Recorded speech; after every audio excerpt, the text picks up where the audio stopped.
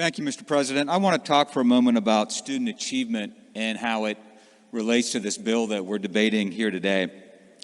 When we debated education bills in the past, Senate Bill 451, the omnibus bill, we heard a lot of discussion about the fact that West Virginia students ranked low in key categories, whether that was SAT scores or math scores or English scores or any other number of metrics, that we weren't scoring as high as we should. And I can't dispute that. I wish we were higher in those categories as well.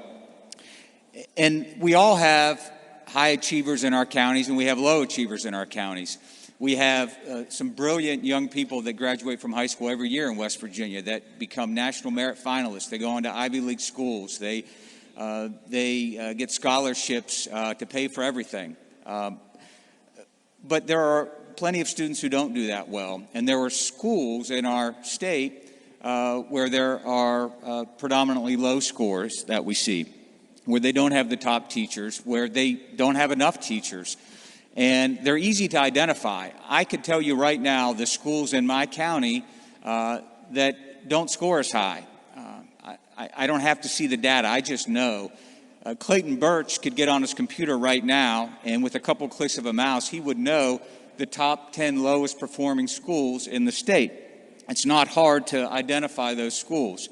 And they're typically schools where the children are economically disadvantaged, and they're typically homes without internet service. They're typically homes where there's only one parent or there aren't any parents. Let me contrast that with a personal story.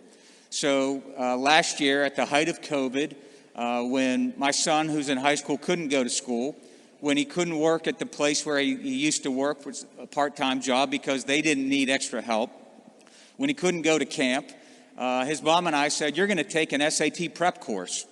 And so we signed him up, and it was on the internet, but it was a live course, and he had a live teacher, and there were other students from around the country helping him to do better on that test.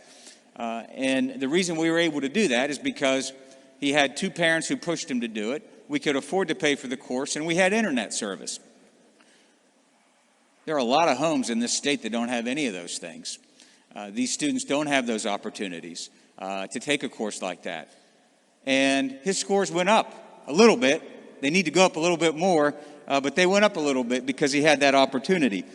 And so if we're going to really help those who are pulling down our averages, we need to make sure that we reach out to them. And we're getting ready to invest potentially hundreds of millions of dollars in this new education package that we're about to vote upon.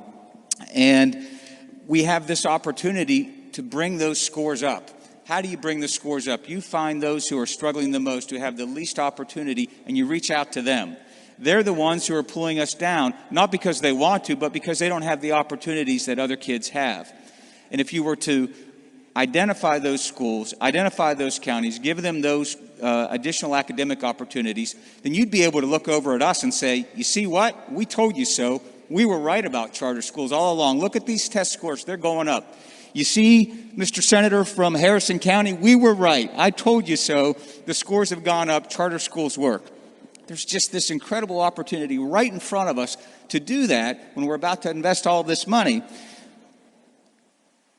But the other day, my friend from Greenbrier stood up and he made an amendment to make sure that we had at least 3 of these that targeted underachieving schools or underachieving districts.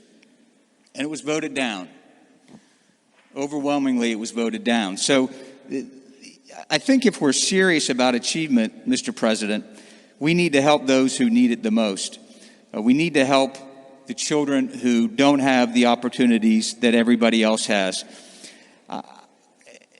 We were told that that wasn't a good amendment that was offered by the senator from Greenbrier because it would affect local control. And I see it less about local control, and I see it more about control by these charter school profiteers that the senator from Harrison mentioned. These are for-profit enterprises, and there will be less profit for charter school operators if they have to go to these forgotten places where it's harder to recruit teachers, where there's not internet service. It's going to be harder for those schools to profit. if they're forced to go to those locations. And that's what I'm afraid this is about. Because the fundamental principle with charter schools is that someone expects to make a profit. And the less money they spend on educating students, the more money that goes into their pockets, and the better their bottom line looks. The more restrictions we put in this, the harder it makes for them to make money. Mr. President, it seems like we are letting profit get in the way of student performance, and that's why I will be a no vote on this bill. Thank you.